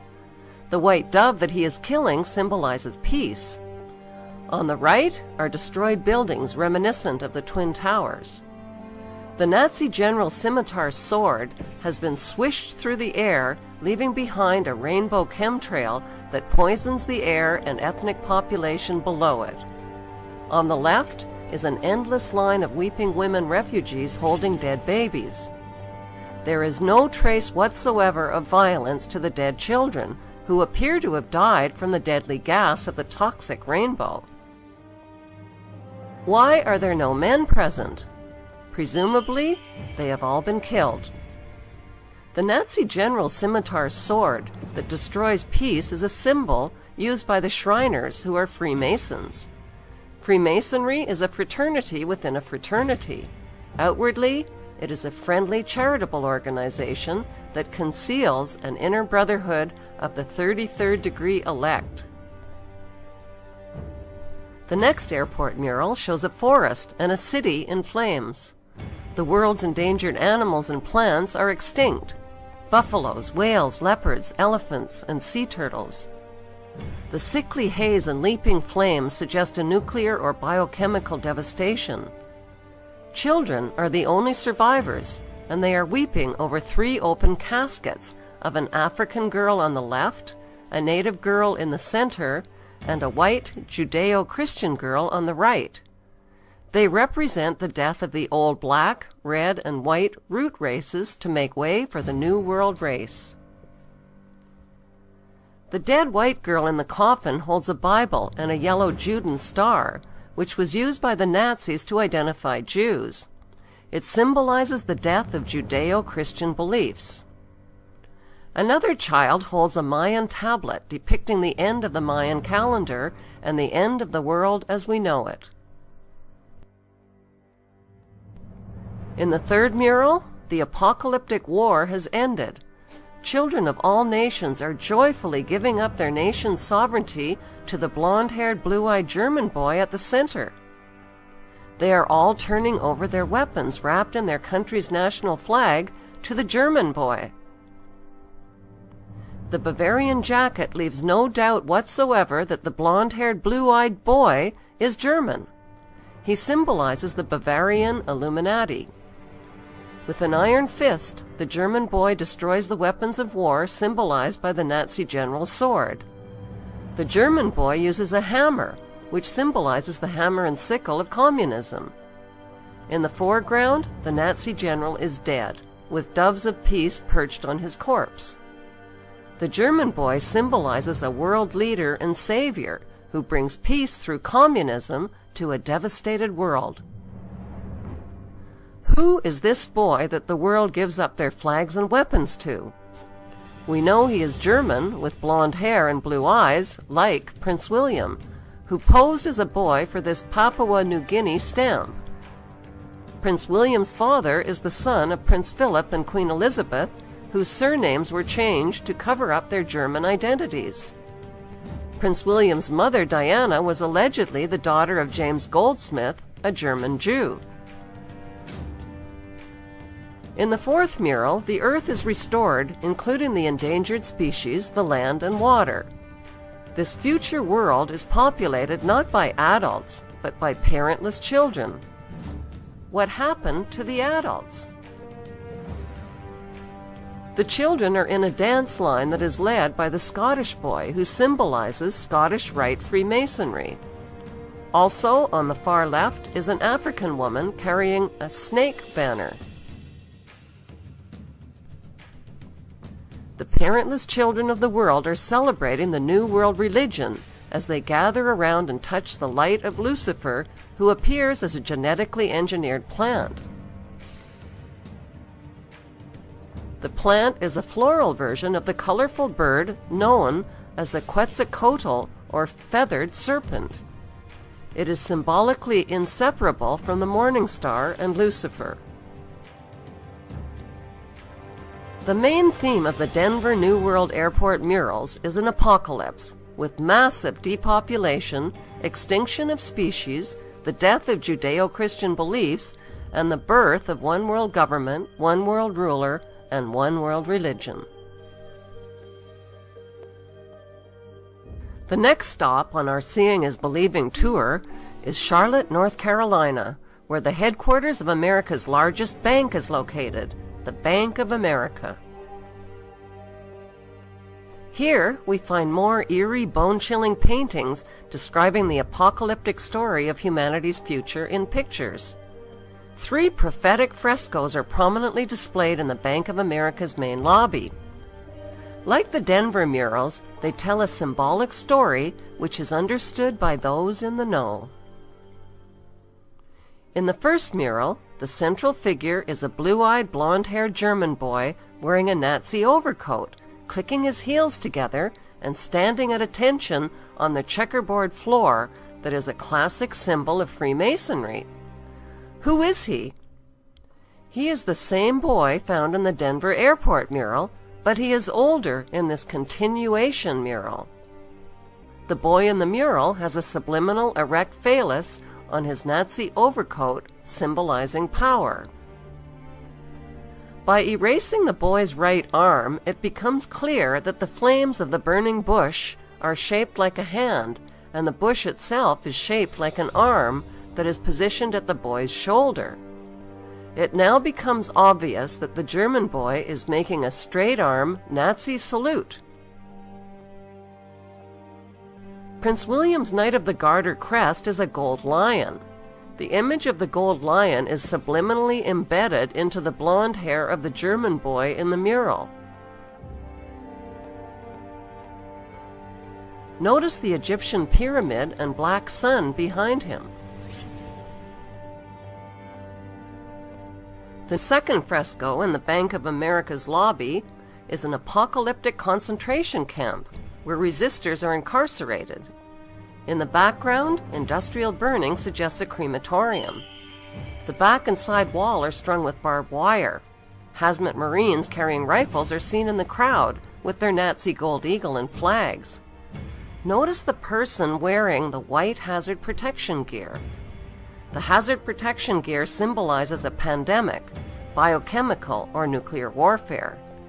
This is the same apocalyptic theme found in the Denver mural, in which the Nazi general is wearing a gas mask. Overhead, the elite are hovering and celebrating like gods, circling free and naked in their wealth and power.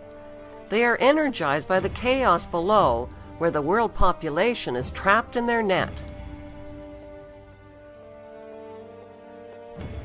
All races and creeds are caught in the net of riots and protests, including a Catholic bishop, a nun, and a handcuffed man.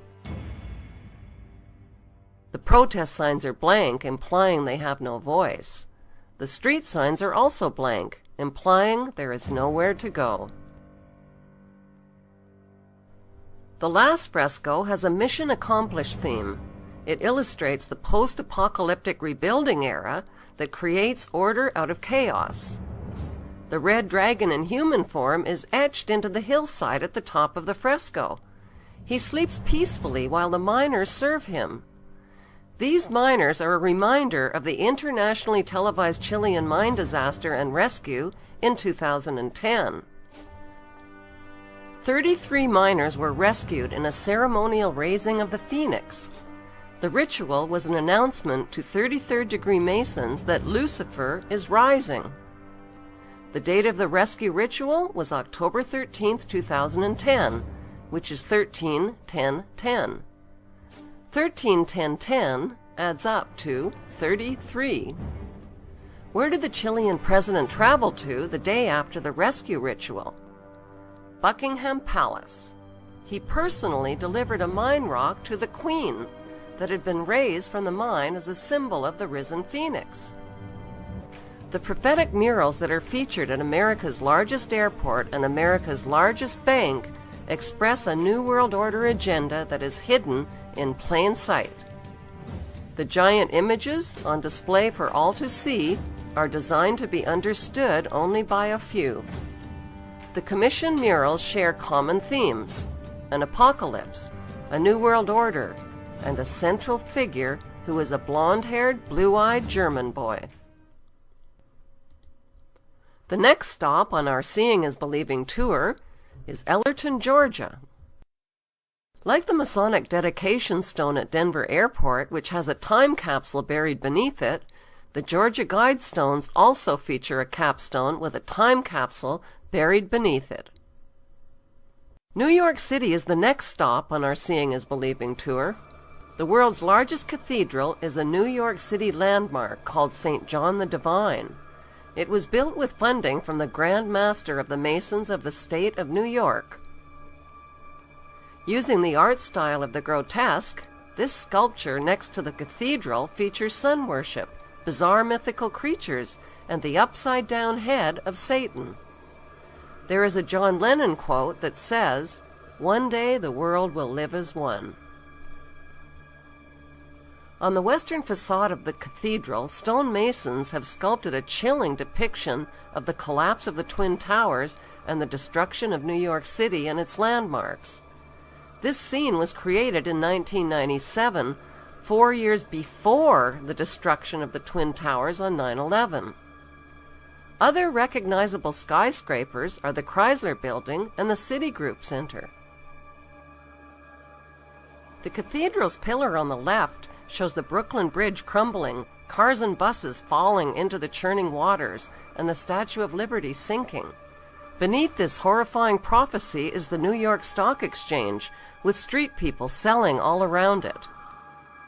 The pillar on the right depicts the 4 horsemen of the apocalypse, riding white, red, black, and pale horses that symbolize conquest, war, famine, and death. Another pillar depicts the birth of the Antichrist, who is surrounded by mummies. Below the birth is a lamb with its legs tied. The book of Revelation refers to the Antichrist as the beast, coming up out of the earth and having 2 horns like a lamb. Right below the tied lamb is a spiral vortex, symbolizing a change of consciousness. Below it are people worshiping the energy vortex of the Antichrist figure. The cathedral pillar on the left is the Jewish Kabbalah's Tree of Life. The Kabbalah is linked to the occult practices and symbolism of Freemasonry. Standing above the Kabbalistic Tree of Life is a robed man, pictured on the right. Only one eye is exposed, which symbolizes the satanic all-seeing eye. Our second stop in New York City is the United Nations headquarters, which was built in 1945 and financed largely by John D. Rockefeller. Inside UN headquarters is an ominous meditation room. The custodian of the meditation room is Lucis Trust Company. At one time, the Lucis Trust was located at 666 United Nations Plaza and was formerly named Lucifer Publishing Company. The Rockefeller-funded UN meditation room is 33 feet long and 18 feet wide. 18 feet is 6 plus 6 plus 6. The small, dimly lit, windowless room was built in the shape of a pyramid that is laying on its side. At the center of the room is a 4-foot-high, black, casket-shaped stone slab which weighs 6.5 tons and is extremely magnetic and rests on a concrete pillar. The pillar descends beneath the floor into the bedrock and taps into the Earth's hyperdimensional energies to induce a state of altered consciousness. Not far from the meditation room is the United Nations Security Council chamber. This is the emergency room of the UN, where the world leaders meet when there is a threat to peace. They decide the fate of nations. Even though Israel has over 200 uninspected nuclear weapons and has violated dozens of resolutions, no sanctions are ever imposed because of the United States' veto powers. Notice the giant mural that towers over the Security Council room. The central focus of the UN mural is the phoenix bird that has risen. The phoenix bird is a symbol of Lucifer. Egyptians believed that the phoenix symbolized a god who rose to heaven in the form of a morning star like Lucifer after his fire immolation of death and rebirth. Notice that the phoenix bird is not standing above his own ashes. He is standing above his old skin. Like a snake, he has shed his old skin and is revealing himself as God at the center of the mural. At the top left, there is a church steeple without a cross. The missing cross symbolizes the death of Christianity. Below, a woman receives the rays of the sun god, while the man in front of her plays Pan's flute. To their right are two pyramid symbols and people joined together by a long blue serpent-like cloth. Below the risen phoenix, a sword is driven through a dragon beast. This represents the killing of old beliefs and religions that depicted Lucifer as a beast. The New World religion worships him as beautiful. Behind the phoenix, the ghostly figures of the walking dead are stepping into a void. They symbolize depopulation.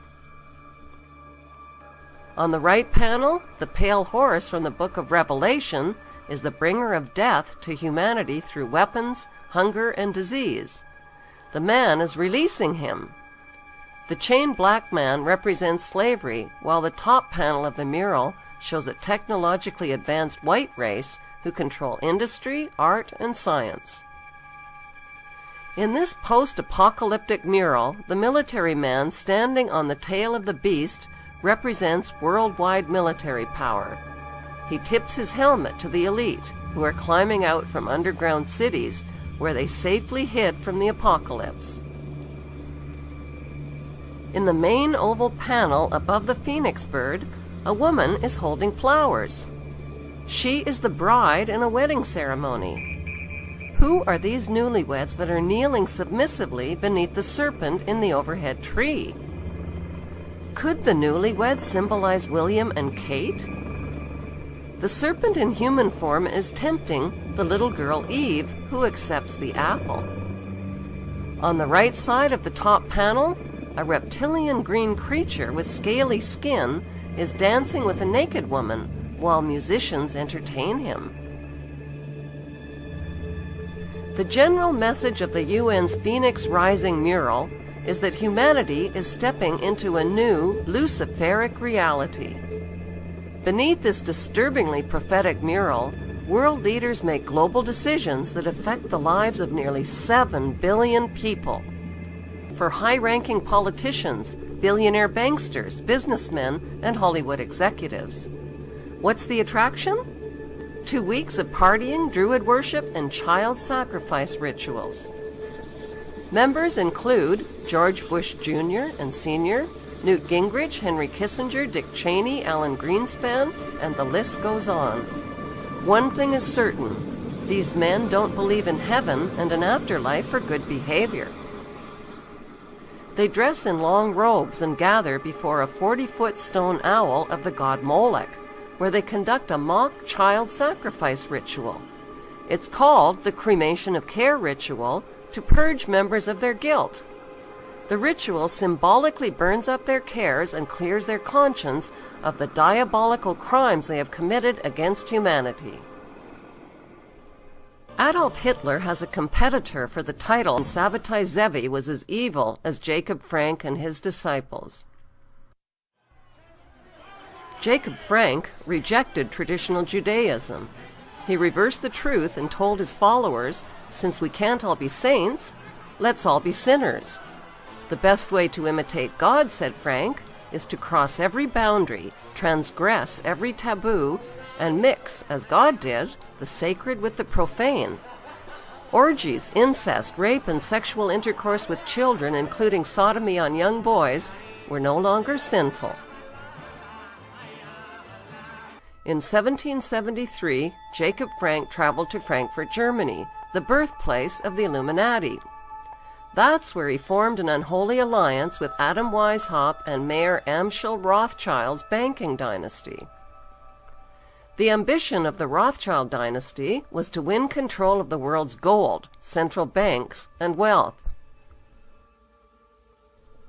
The Rothschilds sent John Jacob Astor, Jacob Schiff, and Paul Warburg to America, where they influenced the privatization of the Federal Reserve banking system and the dismantling of the American Constitution. The goal of Weishaupt and the Jesuits was to take control of the Vatican and its hierarchy of Catholic clergy. Weishaupt formed the Order of the Illuminati and infiltrated the Freemasonic lodges with his doctrine until every Masonic lodge in every nation accepted it. The Frankist goal was the destruction and replacement of Jewish ethics with a satanic religion based on the exact opposite of Jewish teachings. When this unholy alliance of conscienceless men was seeded, a cancerous war against humanity erupted. With Rothschild financing, Jacob Frank became fabulously wealthy and was put in charge of spreading a Luciferian theology that would be the hidden hand behind future wars and revolutions. Jacob Frank's followers were called Sabbatean Frankists. They practiced witchcraft and occult rituals, including animal and human sacrifices. Lucifer, they declared, was the true God. The Sabbatean Frankists expanded their movement by masquerading as converts to other religions. They converted to Catholicism and to Islam, where they embedded themselves and spread their Luciferian infection as closeted crypto-Jews. The Frankists traded their wives and daughters with members and with powerful non-members who they needed to seduce into their cult. Jewish professor Gershon Scholem called Jacob Frank one of the most frightening men in Jewish history. By 1776, Orthodox Jewish rabbis and leaders rejected Jacob Frank and the pagan invasion of evil that took hold in 18th century Europe. They declared Jacob Frank and his Luciferian followers to be heretics and denounced Kabbalism as a rejection of the Jewish faith. When Jacob Frank died in 1791, his daughter Eva Frank and his sons Joseph Frank and Rochus Frank led the Frankish court in Offenbach, Germany. Jacob Frank's son Rochus Frank reversed his name and was known in Europe as Frank Roche. Some genealogists believe that the surname Roche in Princess Diana's family tree originates with Jacob Frank's son, Frank Roche. Jewish author and historian Dr. Henry Makow has thoroughly researched the Sabbatean Frankist movement. Rabbi Wolf Gunther Plott is the former president of the Canadian Jewish Congress. He claims that Sabbatean Frankists are false Zionist Jews who reject traditional Judaism. The Sabbatean Frankists were behind Nazi Germany's Holocaust and World War II, which was engineered to create the State of Israel. Today, hundreds of thousands of Jews in Israel are anti-Zionist Jews who have been protesting on Rothschild Boulevard in upscale Tel Aviv. Anti-Zionist Jews are burning the flag of Israel to protest the Zionist violence and genocide and the injustices. Why don't we see this on television? The authentic Jews condemn the illegal Jewish settlements and the forced creation of the State of Israel. America's Zionist-owned media falsely reported that Iran's President Ahmadinejad threatened to wipe Israel off the map. This was a mistranslation. What the president of Iran really said is that Israel is occupying Palestine and has no legitimacy on the world map. Traditional Torah Jews and rabbis agree with him. There is speculation that the revolutionary document called the Protocols of Zion is a secret Sabbatean Frankist document. This document embodies 24 protocols which map out a detailed Zionist plan for global control.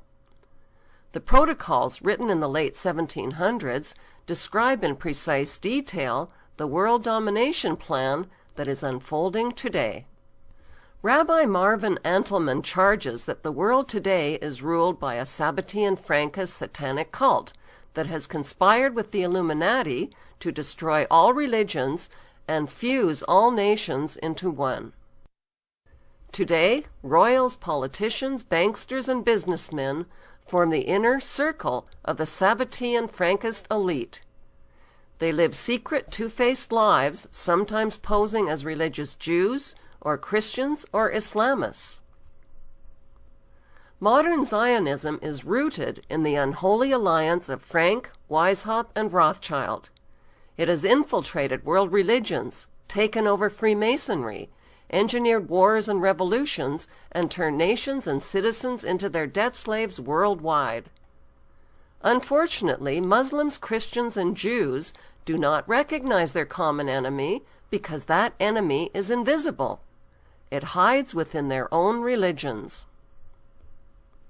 The enemy also hides within the activist community. It finances big-budget documentaries and movements. The end game is to sell a divisive, anti-capitalist, atheistic message and deliver trusting followers right into the lap of a communist New World Order. Today, the bloodlines of this unholy alliance are in the final stages of establishing one world religion, one world government, and one world ruler. The Windsor royals are at the controls of this web of deceit. It is a known fact that Adam Weishaupt, the founder of the Illuminati, took refuge and got assistance from the German Saxe-Coburg-Gotha royal family. The Saxe-Coburg-Gothas changed their German name to Windsor. The Windsor's public image is a facade to hide the cesspool from which they operate behind the scenes. Their power and control cascades out of Buckingham Palace to the elite bloodlines who run world affairs. The official address for the Queen and Buckingham Palace is London. Not London, England, just London. Why? Because London is a corporation. Like Vatican City, which is not part of Rome or Italy, the inner city of London is not part of London, or of England, or of the United Kingdom, or of any nation. Beneath Buckingham Palace is a private underground subway system. The royal tube tunnels provide the monarch with a speedy getaway during a crisis or insurrection. These secret tube tunnels connect the Queen to Heathrow Airport, her castles, the Kew Whitehall Citadel, the Pindar nuclear bunker, and her Prime Minister at 10 Downing Street. A one-world empire and ruler has been in the planning stages for thousands of years.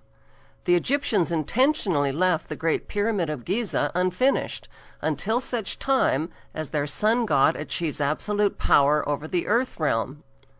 The Great Pyramid is waiting to be crowned with a capstone.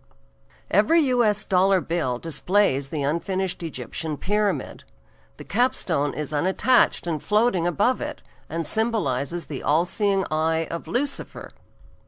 Once the capstone is finally attached to the Great Pyramid, it will symbolize the crowning of the New World Order and the completion of Luciferic ascension. The crowning of the Great Pyramid, together with the crowning of Prince William, is fast approaching. 2012 is the year of the dragon and the year of the Summer Olympic Games in London. In Roman numerals, it is the XXX Olympiad, or 30th Olympiad. 2012 marks Prince William's 30th birthday, which is also XXX in Roman numerals. X is the 24th letter of the English alphabet. In numerology, 24 is 2 plus 4 equals 6. XXX is 2 plus 4, and 2 plus 4, and 2 plus 4 equals 666. The Olympic Stadium floodlights were designed as pyramids. This is the ultimate form of Illuminati symbolism, since the all-seeing eye capstones illuminate the entire stadium. The eye of each mascot is actually a camera that allows the little demons to see all and record all. Sun pyramids, pentagrams, all-seeing eyes. These corporate Luciferic logos are everywhere, and they are not harmless. Symbols vibrate and project the energy of what they symbolize. But if you unscramble the 5 puzzle pieces, you will probably make the intended mistake of thinking the logo is the numbers 2012, which is what you're supposed to think. But look again. The unscrambled logo spells the word Zion, and to make no mistake about it, the Zionist designer dotted the I. The kleptocracy of royals, banksters, and corporate criminals have painted a bleak future for humanity with their apocalyptic movies, murals, and monuments. In his book, Antichrist and a Cup of Tea, Tim Cohen states that the key leadership of the New World Order agenda is the House of Windsor in London. The Windsors are the real axis of evil that is driving world events, says Cohen. Some believe the Vatican is in charge, but look at the design of the Vatican from overhead. It is shaped like a keyhole, and inside that keyhole is the British flag and its symbolic double-cross design. The game plan formula for the New World Order is a simple one. Order out of chaos. Create global chaos by engineering and financing both sides of wars, revolutions, and movements. By 2015, the desperate, war-torn world will be ready to embrace a leader with a global peace plan and a message of hope. William will be a counterfeit messiah. His message of hope will deliver a forced peace by disarming the world of its most devastating weapons of war. He will rule the world with his one world army from an eternal throne in Jerusalem. The throne and temple have already been designed. Just like the symbols that are hidden in corporate logos, the 1% that rule the 1% that rule the 99% hide in plain sight. They hide by reigning instead of ruling, and they hide behind the walls of one of the world's biggest tourist attractions. Over the centuries, we have fought and died by the millions to enrich these royal lowlifes. We have worshipped them, labored for them, paid taxes to them, carried their flags, sung their anthems, and we have even wiped their butts for them. If we want to save our planet, we need to get up off our knees right now while there is still a window of opportunity.